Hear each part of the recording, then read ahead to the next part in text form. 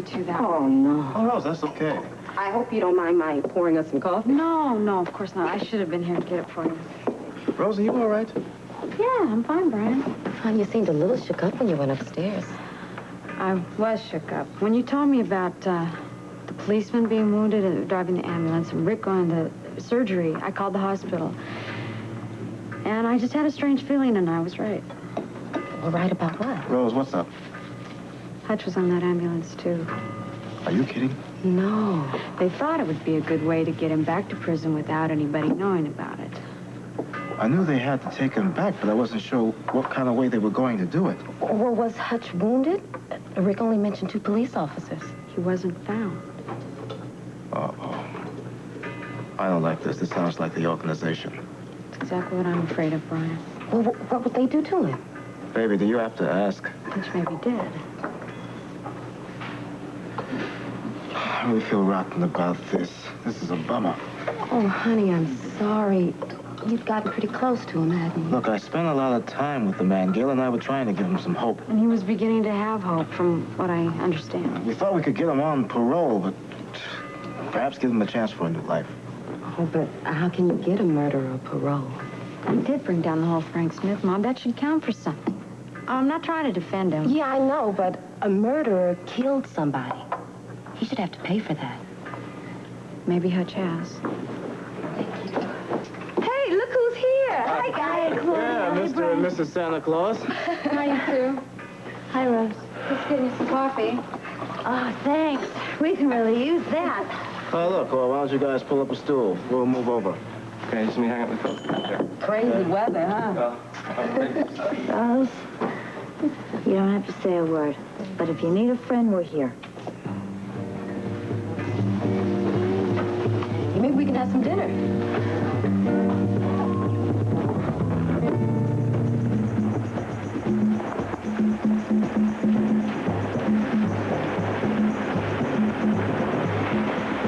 Hey, how's it look? Looks pretty. Hey, no, wait a minute. What? Footprints there. We gotta make sure there's no footprints, no trace of that hut. That was a close call, babe. If it hadn't been night, it probably would have been a bust. They would have seen the tarp or the footprints or something. Okay. Well, when are we going to start working on the explosives? Tonight. I'll get them.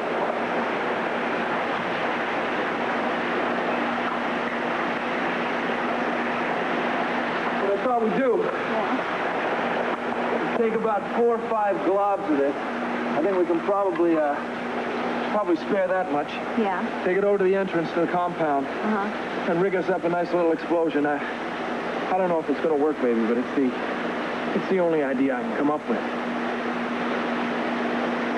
Your ideas have always worked in the past. Like will again.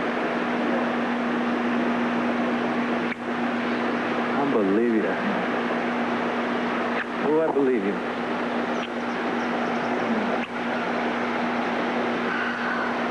I wonder how far down in the compound Robert made it. I don't know. Let's just hope that he made it to Tiffany's room.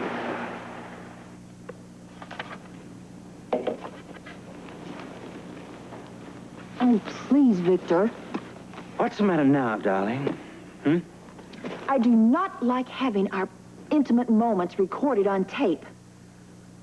What are you talking about? Victor, I was in his bed today, and I just happened to look up, and guess what I found? Our room has been bugged. What kind of voyeur is Brother Mikkos, anyway?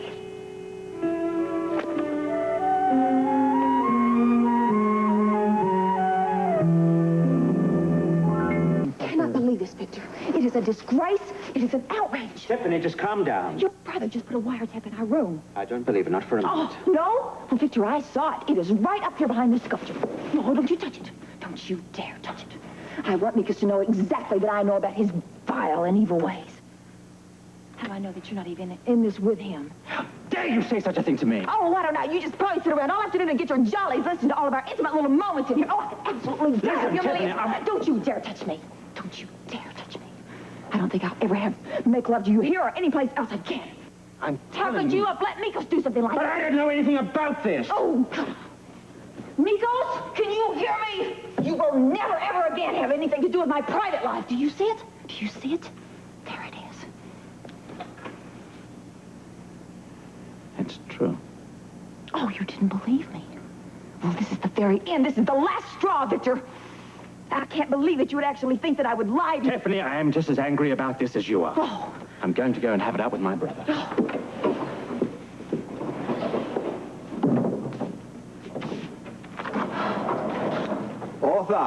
Author!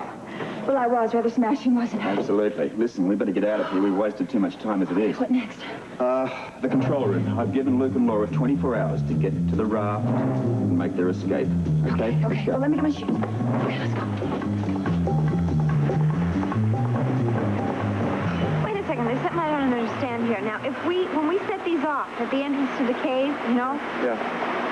If it's gonna explode, isn't it gonna make a lot of smoke and stuff? We won't be able to see our way into the cave? No, don't worry about that. Why not? Because I know what I'm doing. I am a master of explosives. Oh, really? How'd you get so smart? Natural childbirth. You know something? What? You would be perfect if you were just a little bit humble. Humble? Yeah, How's this? not very good. No? No, needs work. I'll work on it. Okay.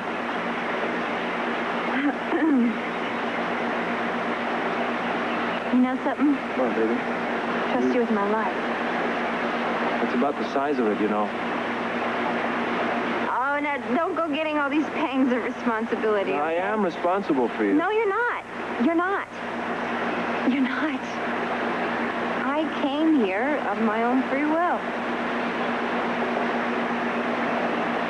How come you always manage to out-talk me, huh? Because I'm a woman.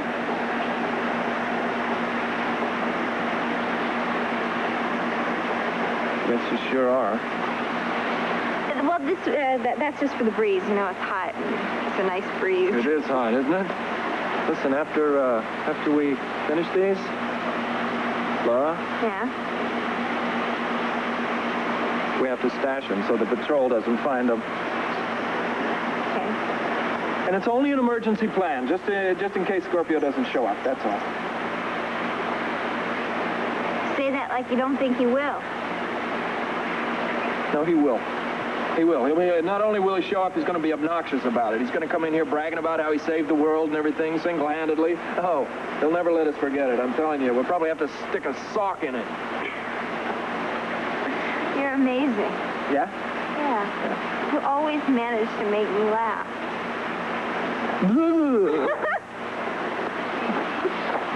And, he'll be back. We won't have to use these, and we'll tie the raft together, and we'll sail off for parts unknown.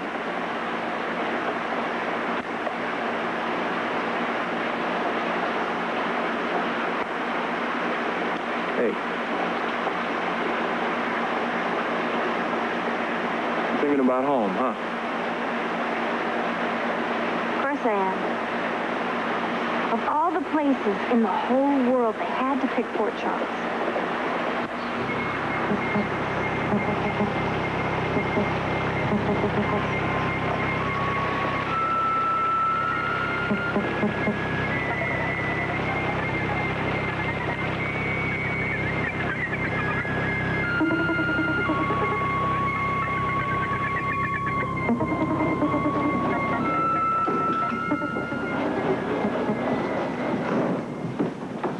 Steve, is surgery over?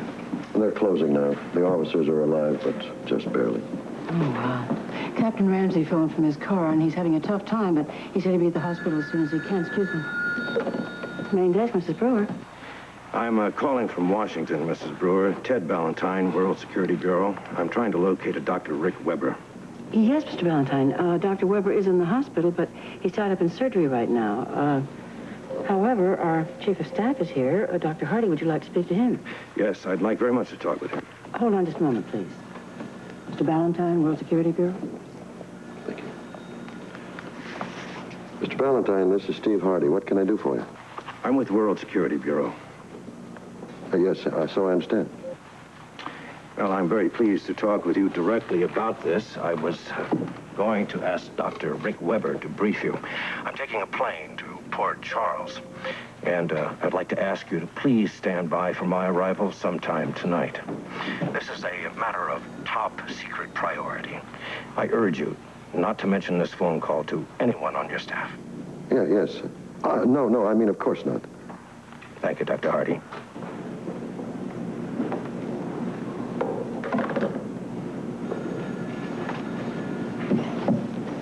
Steve, something wrong?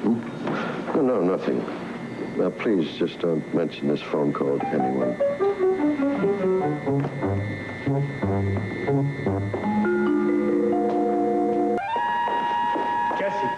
Oh, you made it. Your men are out of surgery and in the recovery room. Oh, good. Then maybe I can go up and talk to them, huh? I don't really think they're in shape for that, but of course you'd have to ask Dr. Hardy about that. Oh, here he is, Steve. Glad you made it. I thought maybe you got snowbound. Yeah, almost. Steve, I understand my men are out of recovery. Can I go up? I need to talk to them. No, not yet, Bert. I'm sure they're in no condition to handle any questions. You mean things are that bad with them? It's not good, especially for the man who took a bullet in his heart. Now, Rick thinks that he'll pull through all right if there are no complications. Oh, Steve, you gotta pull him through. Do you have any idea what an officer feels like when one of his men is shot down? I know, Bert. Now, look, why don't you take that overcoat off and let's go sit down in the lounge so you can relax. You look pretty worn out. Well, I am pretty beat, I tell you. That weather. No word from Hutch, I suppose. No, and that's what's eating me up inside, knowing that I'm responsible for what happened. That's ridiculous. Look, it was my plan, bringing Hutch back to the prison, and it's my plan that fell through. Wait till the commissioner hears about it. He's going to take my head off. Oh, Bert. Hi, glad you're here. Commissioner, this is Dr. Steve Hardy. Yes, we've met. Yeah, yes, of course. How are you? Well, I'm feeling pretty grim. I need to talk to you both. Okay, Commissioner, look. The plan failed. It was all mine. It has nothing to do. The hospital is not involved. I take complete responsibility. Bert, relax. Let me do the talking, all right? That's not what I came to talk to you about. I came to talk to you and Dr. Hardy about something entirely different. Oh? I just got a phone call from Washington. A very important phone call. They're convinced that this weather of ours is going to get a whole lot worse, which means we've got to prepare for a citywide emergency. It's imperative we avoid panic at all costs.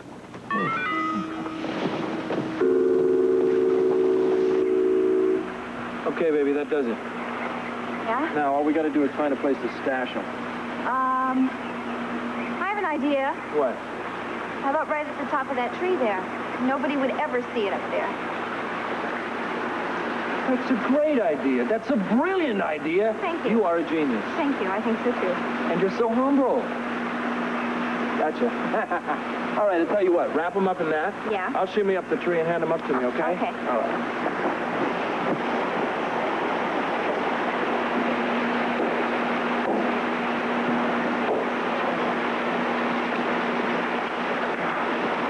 Okay? Okay. So wait a minute. Don't get too high up there. I can't reach it. There. Got it. Got it? Yeah.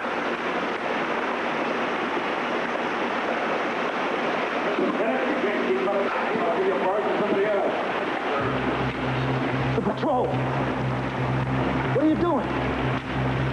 Hide. You can make it. Come on, baby.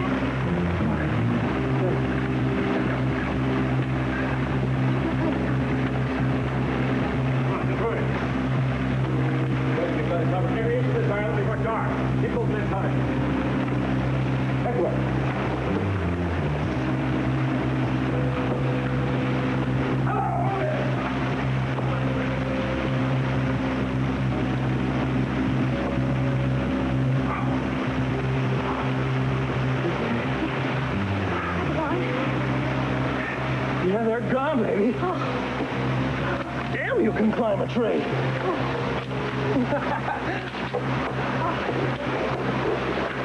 Damn, you can climb a tree.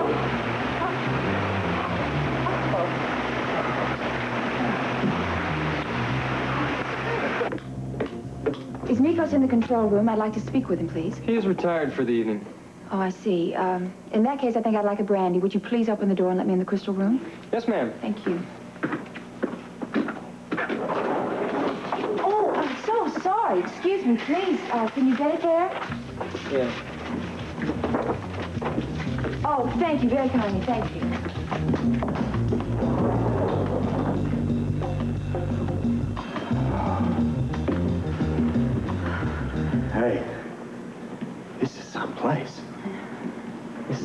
parts of the Caribbean.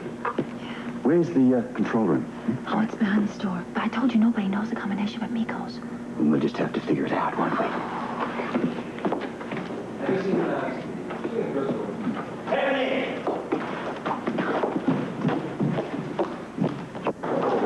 Ah, Tiffany, there you are. I was looking for you. The guard told me you're in here. I needed a brandy, darling. I'm so upset about what Mikkos has said. Yes, well, I'll have one with you. Thank you. Would you please pour it for me? I'm just as upset about this bugging of your room as you are, and I've demanded from Mikkos that he apologize to you in person. Thank you, darling. Thank you. I don't understand. It's not like Mikkos at all. Things like that. Oh, you said he's coming in here tonight? Yes, he is. He wasn't annoyed. He was fine. Well, I'm annoyed about it. Well,